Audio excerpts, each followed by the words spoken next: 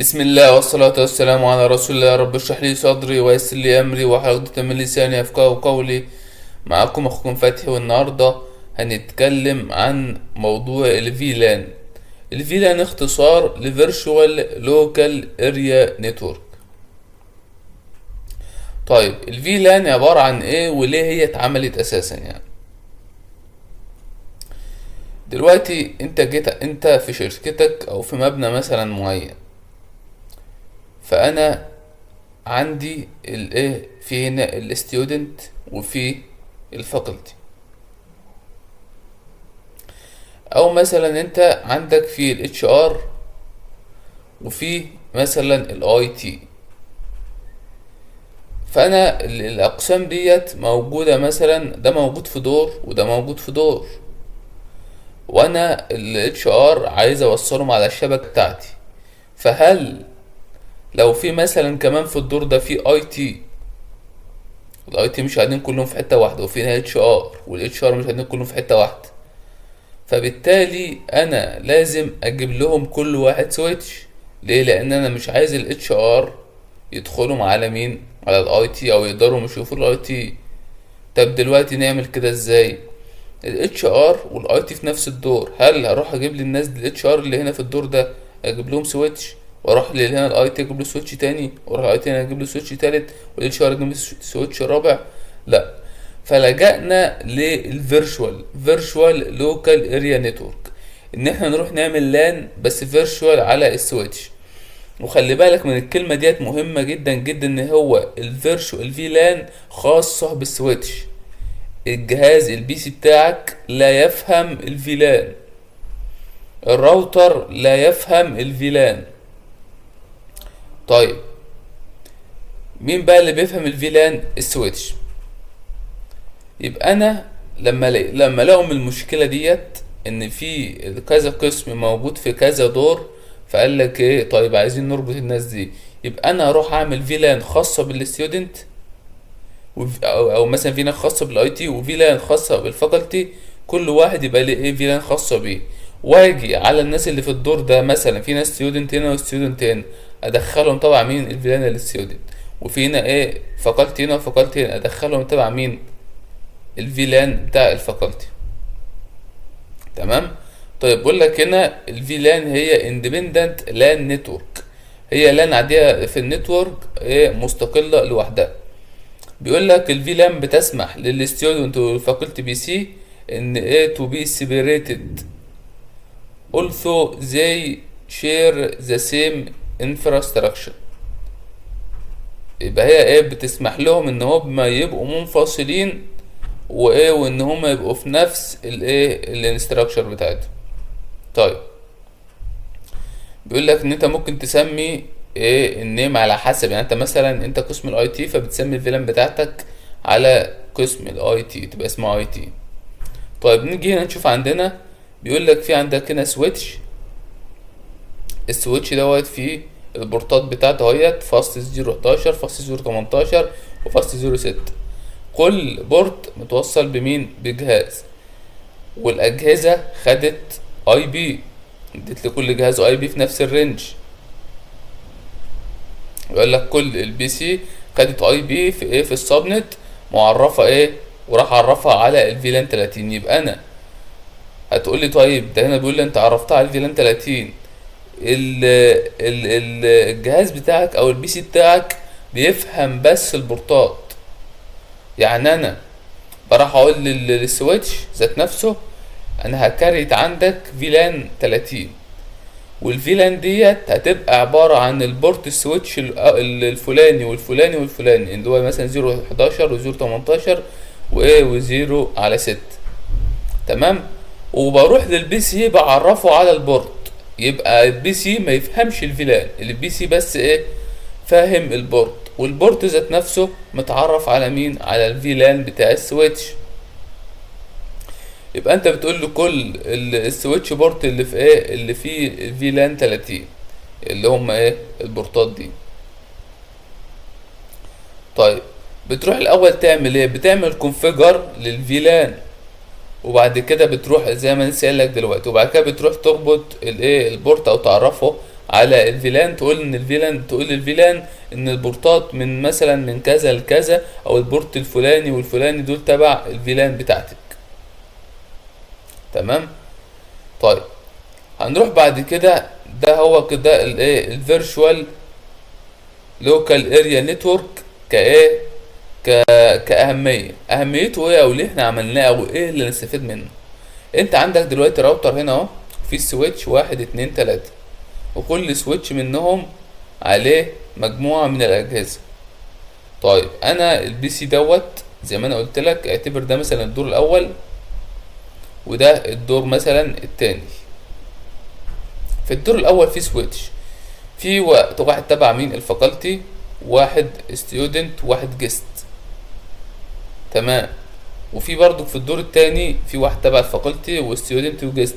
هل بقى انا الجهاز ده اروح اعمل له هنا اجيب له سويتش لوحده؟ لا. يبقى انا احط كل الناس دي على سويتش واحد، واحط كل الناس دي على سويتش واحد، واروح للايه للسويتشات، للسويتش رقم 2 والسويتش رقم 3، اقول له انت عندك فيلان خاصه بالفاكولتي والستودنت والجيست، وايه واروح اقول له مثلا البورت ده اللي هو الفي 11 خاص بمين؟ بالفاكولتي، والبورت في 18 خاص بالستودنت، والجيست خاصه بالايه اللي هو البورت 0/6 خاص بالجيست. يبقى انا في سكيورتي، دي اول حاجه. رحت قللت التكلفه، ما انا بدل ما اروح اجيب اكتر من سويتش واعمل لكل واحد لكل واحد من دولت اعمل سويتش خاص بيه هاير بيرفورمانس، يبقى انت برضك الاداء بتاعك عالي، او الجوده بتاعه الشغل بتاعتك عاليه. انت بكذا امر قدرت ان انت تعمل فيلان لكل واحد. بيقولك برودكاست ستورم، دي بتحصل طبعا البرودكاست ستورم ديت يعني بتحصل في حالة ان لو التلاتة دول كده مثلا متوصلين ببعض. هناخد الحكاية دي قدام. بنستخدم البروتوكول اس تي بي. بيبقى لو انت البروتوكول اس تي بي مش موجود، هيحصل برودكاست ستورم، عاصفة، ظاهرة اسمها عاصفة من البرودكاست، يفضل الريكوستات تلف في السويتشات. يقولك improved IT staff efficiency، طبعا حاجة منظمة، هيقدر ان هو يشتغل براحته. تمام. طيب انت لو خدت بالك برضو هنا هتلاقي ان برضو بيبقى لازم بيدي للفاكولتي مثلا الرينج بتاع مثلا 172 117 10 24. هنا برضو بنفس الرينج 172 17 10 21/24. يبقى اكنهم برضو في لان واحده، يبقى هما بياخدوا بتعرفهم على نفس الفيلان وبتديهم نفس الرينج الاي بي. تمام. طيب هنسأل كده الناس كام سؤال، يعني لازم برضك طيب عندك الفيلان، في الفيلان في عبارة عن 4095 بورت. الفيلان بتاعتنا في كل سويتش في كام؟ 4095 بورت. طيب البورت رقم 0 هو السيستم فيلان، يبقى السيستم فيلان هو البورت رقم 0. طيب البورت رقم 1 هو الديفولت بورت اللي عليه كل البورتات. يعني انا لو انا مثلا وصلت السويتش من غير بالاجهزه من غير ما اعمل لهم فيلان، يبقى كل الاجهزه بتبقى متصله على الفيلان رقم 1، ده الديفولت. والفيلان رقم 1 طالما كل البورتات متوصله عليه اكنها هي لان واحده. يبقى انا لما اجي اعمل بقى فيلانات مختلفه، تبدا واضيف الاجهزه او البورتات عليها، تبدا ان انت يبقى كل واحد مختلف لوحده، يبقى ده فيلان لوحده وده فيلان لوحده وده فيلان لوحده. اما طول ما انا ما انشاتش فيلان، هم كل البورتات موجوده على الفيلان واحد. طيب الرينج من 2 ل1001 ده خاص بالانتربرايز كومباني للشركات. يعني انا كشركه انا عندي السويتش بتاعي بقدر اشتغل على ايه البورت من رقم 2 ل1001. طيب اي حاجة غير دولت لا ملكش دعوة بيهم. طيب البورت من 1006 ل 4095 دوت خاص بشركة اللي هي الاي اس بي انترنت سيرفيس بروفايدر اللي هي زي شركة وي. تمام. طيب ومن طيب في هنا من ال1001 ل1006 اللي هو من 1002 ل1005. 1002 لحد 1005 ده خاص، ده بيقول لك الليجاسي رينج اللي هو ايه الباست بولوجي.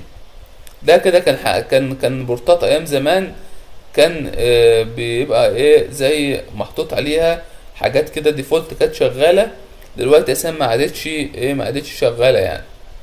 طيب لو انا اقدر ان انا امسحها؟ لا. طب اقدر ان انا امسح الفيلان رقم 1 اللي هو النيتف، الفيلان رقم 1 اسمه النيتف، اقدر ان امسح الفيلان رقم 1؟ لا. اقدر ان انا لو انا كريت فيلان من 2 ل 1001 امسحهم؟ ده عادي تمسحهم. تمام. طيب هنروح كده. اول حاجه لما انت بتيجي تنشئ الايه، اول حاجه بتيجي تكريت الفيلان بتاعتك. طيب بعد ما بتكريت الفيلان بتروح تديها نيم، يبقى بتسمي الفيلان بتاعتك، ما ينفعش تسيبها ايه الاسم بتاعها كبير، هيبدا ان انت بعد كده تتلخبط، يبقى انت لازم تديها حاجه مميزه. طيب بعد ما تدي الفيلان هتروح تعرف الفيلان ديت على الانترفيس، هتروح الانترفيس تقول له الانترفيس كذا، هنعرفه هيبقى تبع الايه الفيلان الفلانيه. تمام. طيب هنا هتيجي بيقول لك اد الفيلان. طيب هتضيف الفيلان بتاعتك ازاي؟ هتروح الاول تعمل انيبل، هتفتح الايه تضغط على السويتش بتاعك، هتروح تعمل انيبل، وبعد كده تروح تعمل ايه كونفيجر تيرمينال. طبعا لما بيفتح مبقاش اس واحد، بتروح تقول له ايه الهوست نيم، كنا خدنا الكلام ده قبل كده في اللاب اللي فات، الهوست نيم، وتروح تسمي السويتش بتاعك اس واحد. بعد كده هتروح تقول له ايه الفيلان، هتروح هو إيه ده كده انت انشأت فيلان، الفيلان 20. الامر ده امر بسيط جدا، بتقول له الفيلان 20، هو فهم كده ان انت عايز تنشئ فيلان 20، هتروح تسميها ايه نيم ستودنت انت كده بس ايه كده انت انشأت لان وسميتها بالبساطه دي. يبقى انت تروح تقول له فيلان 20 النيم ستودنت. طبعا هنطبق الكلام ده عملي، بس طبعا ده المحاضره الجايه. المحاضره ديت انا بوريك بس ايه اللي بيحصل وفاهمك ايه الدنيا. تمام. طيب هتقول لي في هنا ايه السويتش، هنا البورت بتاعه في 0 فاست 01 هنا فاست 01 فاست 018. طيب انت ايه في السويتش رقم 1 انشأت الفيلان 20 وسميتها باسم ايه ستودنت. طبعا بتروح برضك لو في هنا اجهزه برضك متوصله، بتروح برضك تنشئ فيلان 20 على السويتش رقم 1 على السويتش رقم 2. يبقى انت على كل سويتش بتقدر ان انت بتروح ان انت تنشئ الايه الفيلان بتاعتك. لما تنشئ الفيلان هتروح تكتب في برضك امر اسمه شو فيلان بريف. شو فيلان بريف بيظهر لك كل البورتات اللي عندك اللي موجوده. الديفولت ده اللي هو مين الفيلان رقم 1 اللي لسه قلنا اللي هو ايه النيتف، عليه كل اللي هي البورتات ديفولت. طيب انا جيت انشأت اللي هي الستودنت وعملتها فيلان 20، فخلاص هيقوم جاي هو رايح حاجز الفيلان 20 للستودنت. وقلنا ان من 1002 ل 1005 دولت اللي هما الليجاسي رينج. تمام. طيب عندي كده سؤال للناس، هنيجي هنا احسن عشان ديت ظاهرة حاجات كتير. طيب لو انا رحت انشأت فيلان ونسيت ان انا اسميها، يعني انا عملت فيلان على السويتش ونسيت ان انا اديها اسم، انشأت مثلا زي دي كده انشأتها ونسيت ان انا ادي للفيلان ايه ستودنت او فاكتوري او اي تي او اي حاجه من الحاجات دي، هل الفيلان بتاعتي او هل الفيلان هتشتغل؟ الفيلان ملهاش علاقه بالاسم، هي مش شغاله بالاسم. الفيلان بتاعتنا شغاله بالكونفيجريشن بتاعتها. يبقى الفيلان بتاعتنا هتشتغل عادي جدا، اكن ايه، اكن انت مفيش حاجه. طيب سؤال تاني بيقول لك لو انت رحت وصلت بي سي، احنا قلنا الكلام ده دلوقتي على فكره، لو انت رحت وصلت البي سي واحد بالسويتش هيبقى هو تبع في انهي فيلان؟ يعني انا جيت كده حطيت البي سي رقم واحد ده وصلته بالسويتش، هيدخل هو كديفولت تبع انهي لان؟ تبع انهي فيلان؟ اللي هي الفيلان رقم واحد اللي هي النيتف. تمام. طيب الفيلان، هل الفيلان دي اللي هي رقم 10 بتشوف الفيلان رقم 20؟ بتشوف ديت يعني تقدر تبنج عليها؟ يعني الأجهزة، الجهاز رقم 4 بي سي رقم 4 يقدر يبنج على البي سي رقم 5؟ لا، ما يقدرش، إلا لو أنت عملت له كونفيجريشن. إزاي؟ هتروح، لو أنت بقى خدت بالك أنت هنا في فيلان وفي فيلان، وعايز تخلي الفيلان رقم 10 تشوف الفيلان رقم 20، بتروح بقى ان انت تعمل ترانك عشان تخلي كل دول يشوفوا بعض. تروح توصل الراوتر بتاعك، تبدا ان انت تظبط الكونفيجريشن في الراوتر وظبط الكونفيجريشن في السويتش بتاعك. هتشوف الكلام ده برضو قدام باذن الله. طيب هنروح بعد كده لمين؟ للاكسس بورت. في عندنا نوعين، الاكسس بورت والترانك بورت، او الاكسس مود والترانك مود، او يعني كلها تعتبر حاجه واحده. يعني هو المود ذات نفسه ده الاكسس مود والترانك مود. طيب البورتات، طبعا كل مود ليه بورتات معينه، مش بورتات معينه محفوظه، لا، بورتات انت على حسب ازاي. يعني انا دلوقتي لما اجي اوصل هنا بي سي، تمام، او مثلا في كذا بي سي وفي برضو هنا كذا بي سي. طيب اللينك هنا لما انت بتيجي تعرف البورت ده على الفيلان بتاعتك اللي في السويتش، بيبقى هنا دوت اكسس مود، يبقى انا البورت ده بيبقى اكسس مود. طيب السويتش للسويتش بيبقى ترانك مود. هتقول لي هو الاكسس مود وهو ترانك مود؟ انت خوتنا معاك. الاكسس مود لو انت بتوصل بي سي او بتوصل، طبعا البي سي ده بينطبق على اللابتوب على كل حاجه، لو انت بتوصل بي سي على السويتش ده هو الاكسس مود. طيب الاكسس مود ده يقدر ان هو يشيل داتا لمين؟ بيشيل داتا اللي تبع البورت ده بس، او اللي تبع الفيلان ده بس. يبقى الاكسس مود بيشيل داتا تبع الفيلان بتاعته اللي هي مين؟ اللي هو اللي البورت متعرف عليه. طيب الترانك مود يقدر يشيل لك الداتا بتاعت كل الفيلان اللي عندك. ليه؟ انا دلوقتي عندي بي سي هنا اهو، عايز يبعت للبي سي اللي هنا اللي تبعه.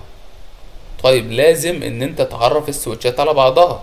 ما هو انت مش مسافه ما تحط الجهاز بتاعك هنا في السويتش وتروح تديله فيلان وتروح تدي فيلان رقم 10 هما بقى يفهموا مع بعضهم؟ لا، ما يفهموش مع بعضهم. يبقى انا اروح اعمل البورت هنا والبورت هنا، اعمله هنا في السويتش ده اللي هو اف 03 الفاست 03 والفاست 0 هنا 3، اعملهم ترانك مود، علشان لما يجي هنا الجهاز بتاعي يروح للسويتش ويبقى عايز يتصل مع الجهاز اللي تبعه الناحية التانية، يقدر ان هو يشيل الداتا. الترانك ده بقى الترانك مود، يقدر السلك بتاعي يشيل الداتا اللي خاصة بالفيلان 10 واللي خاصة بالفيلان 20 اللي خاصة بالفيلان 30.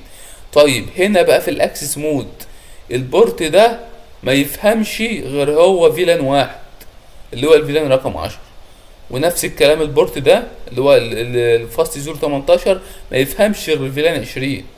طيب البورت ده لا، ده ترانك مود. طيب الترانك مود يقدر ان هو يفهم كل الداتا بتاعت الفيلانت اللي عندي. ده كده باختصار. طيب بيقول لك هنا بيقدر ان هو البورت بيحمل داتا تبع مين؟ لان واحده بس اللي هو ايه الاكسس بورت. طيب ازاي بقى انا هعرف؟ انا قلت لك ان الجهاز بتاعك البي سي لا يفهم ديت يا جماعه، ديت اهم حاجه. انت لو في الانترفيو اول لما يقول لك الفيلان هتسال في الفيلان، تحط في دماغك حاجه واحده تقدر تجاوب على كل الاسئله، ان الفيلان خاصه بالسويتش. يعني لو جه قال لك هنا مثلا، جه بيقول لك ايه، بيسالك سؤال يقول لك ده مثلا ترانك مود، وهنا ترانك مود. انت شايف انا بعلم فين؟ هنا رحت على الاف 0 الفاست 05 وقال لك ده ترانك مود، ورحت عملت الفاست 01 ترانك مود. غلط. ما ينفعش البورت بتاع الراوتر يبقى ترانك مود، لان الراوتر لا يفهم ولا يدرك ايه هو الفيلان. اللي وحيد اللي يدرك الفيلان هو السويتش. غير كده ما تقولش هو البي سي ما يفهمش والراوتر ما يفهمش فيلان. تمام. طيب لو هنا طيب الفيلان او البي سي رقم 4، لو احنا قدرنا ان عملنا ترانك مود، يقدر ان هو يبنج او ان هو يتصل مع مين؟ مع البي سي رقم 1. تمام. البي سي رقم 5 يقدر يبنج مع البي سي رقم 2. طب رحت حطيت مثلا البي رقم 6 دوت وما عرفتوش ان هو فيلان 30، هل هشوف فيلانات من ديت؟ لا، هو قلنا هيبقى طالما انت ما اديتلوش فيلان، هو على الفيلان رقم 1 اللي هي النيتف. تمام. بيقول لك ان هو هنا بيحمل داتا واحده خاصه بمين؟ خاصه بفيلان واحده. هتروح تعملها ازاي؟ تروح تفتح الايه، تكتب انيبل كونفيجر او كونفيجر تيرمينال، وبقى تروح ايه تقول له انا عايز الانترفيس 0 فاست 0 على 18 ده يبقى ايه، تقوم جاي كاتب انترفيس فاست 0 على 18. تمام. انت كده حددت الانترفيس. هتروح تقول له ان السويتش بورت مود اكسس، هتقول له ان السويتش بورت ده المود بتاعه اكسس. طيب والسويتش بورت اكسس فيلان 20. يبقى انت اول امر ده اللي هو ده السويتش بورت مود اكسس، انت قلت له ان البورت دوت ايه المود بتاعه اكسس. خلاص هو مش هيقبل منك غير فيلان واحده. يبقى هو مش هيعدي داتا غير تبع الفيلان واحده اللي هي مين؟ هتروح بقى تخصص البورت عشان تبقى فاهم وانت بتدي وانت شغال بالاوامر، ما تبقاش ايه تايه، وتبقى عارف تكتب الامر فين. ايه الامر اللي انت حافظه، تبقى عارف انت هتكتبه فين. طيب السويتش بورت اكسس في لان 20، يبقى انا ايه رحت اديت ان البورت اللي هو اللي متحدد ده اللي هو الانترفيس فاست 0 على 18 ايه، خليته ان هو يبقى تبع الفيلان رقم 20. هتلاقي بعد كده لو انت رحت كتبت الشو فيلان بريف، هتلاقي ان ايه هنا في البورت بتاعي اتضاف لمين؟ للفيلان رقم 20 اللي هي الستودنت. طيب بقول لك الترانك مود بورت ذات كاري ترافيك فروم ديفرنت فيلانز سيميو ايه يعني ان هو بيقدر ان هو ياخد اكتر من فيلان. تمام. يبقى فيلان 10 20 30 99 كل الفيلانات ديت تقدر تعدي في مين؟ في الترانك مود اللي انا حددت عليها دي. يبقى زي ما انت شايف كده هتلاقي ان الفيلان رقم 10 20 30 اجهزه ده تبع الايه الفيلان 10 وهكذا. وهنا برضو نفس الكلام، نفس الرسمه اللي فوق عملت دوت فيلان ترانك، حطيت هيبقى يقدر ان هو يعدي الفيلان 10 و20 و30 و99. كل فيلان ده مثلا تبع الفاكولتي ستاف، الستودنت اللي هي الجيست، ده المانجمنت اند نيتف. تمام.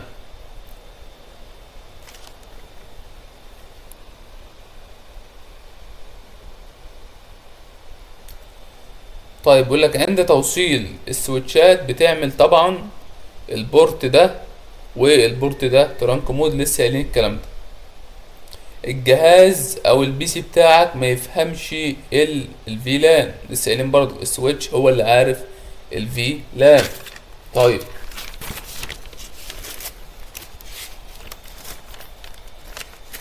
طيب لو انت جيت بعت الداتا من جهاز في السويتش الاولاني لجهاز في السويتش التاني، طبعا في حاجة اسمها تاج. التاج دوت علشان السويتش يفهم ان الداتا اللي جايه ديت تبع الفيلان رقم 10. طيب مين اللي بيدي التاج؟ احنا قلنا ان الفيلان اللي بيفهمها بس هو السويتش، يبقى مين اللي بيدي التاج للفيلان؟ هو السويتش. يبقى الجهاز بتاعي اللي هو البي سي رقم 4 او 5 او 6 مش هيدي للداتا تاج برقم السويتش. مين اللي هيدي؟ السويتش ذات نفسه. يبقى لما البي سي يبعت لي السويتش، طبعا السويتش شايف مين؟ ان البي سي الفلاني اللي هو مثلا رقم 4 متوصل على البورت الفاست 011، وعارف هو السويتش عارف ان الفاست 011 ده تبع الفيلان رقم 10، فيقوم جاي راح حاطط تاج على الداتا ومطلعها موديها لمين؟ للسويتش اللي بقى للسويتش اللي جنبه، والسويتش اللي جنبه يسلمها لهنا. وبعد كده لما السويتش يستلمها يقول لك دي تبع الفيلان 10، يبقى يروح يوديها تبع مين؟ الفيلان 10. ده كده بايه؟ باختصار. طيب بيقول لك عندي ارسال داتا من جهاز في سويتش الى جهاز اخر في الهاب، يبقى انت عندك سويتش وهاب. طيب الهاب بيفهم فيلان، قلنا الحاجه الوحيده اللي بيفهم فيلان هو مين؟ هو السويتش. بيقول لك علشان ترسل داتا من، خلي بالك من الحته دي، ترسل داتا من جهاز على سويتش لجهاز على هاب، بتعمل البورت بتاعك اللي في السويتش تبع الفيلان رقم 1. يبقى انت بتعمل الفيلان رقم 1 ليه؟ لان السويتش هيفهم الفيلان رقم 1. تمام. طيب ده قلنا ايه؟ الترانك مود. يبقى هنا ده كده باختصار اهوت، انت عندك فيلان رقم 1 الجهاز ده تبعها، فيلان رقم 2 الجهاز ده تبعها، وفينا ايه؟ جهازين تبع الفيلان رقم 3. طيب هنا نفس الكلام، فيلان رقم 3 2 1. طيب دولت البورتات اللي هنا ديت، هنا دي كلها ديت اكسس مود. طيب ده ترانك مود، يبقى هنا البورت ده والبورت ده ترانك مود، يقدر يعدي الفيلان رقم 1 وفيلان رقم 2 و3. البورت ده يفهم فيلان رقم 1، البورتين دول يفهموا فيلان رقم 2، البورت ده يفهم مين؟ الفيلان رقم 3. هنا برضو زي ما انت شايف بيقول لك في طبعا كذا نوع في الايه؟ الترانك مود.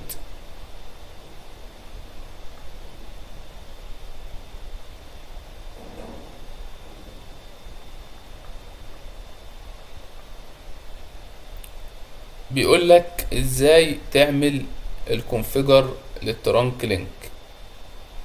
هتروح الاول تفتح الايه؟ السويتش بتاعك، تقدر تعمل انيبل. طبعا هو مش عارف هو هنا ليه مش كاتب انيبل. وبعد كده كونفيجر تيرمينال، وبعد كده تروح تحدد الفيلان بتاعتك، فيلان 10 فيلان 30، وقال لك اكزit.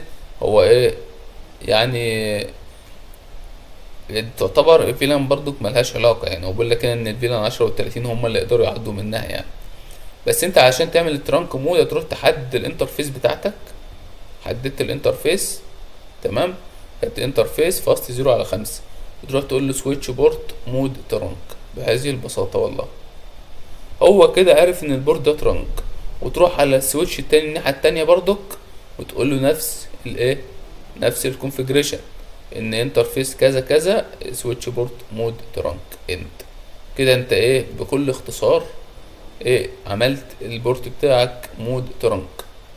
هنتكلم المرة الجاية، المحاضرة الجاية، على الانتر فيلان راوتنج. تمام، والى اللقاء في محاضرة اخرى، والسلام عليكم ورحمة الله وبركاته.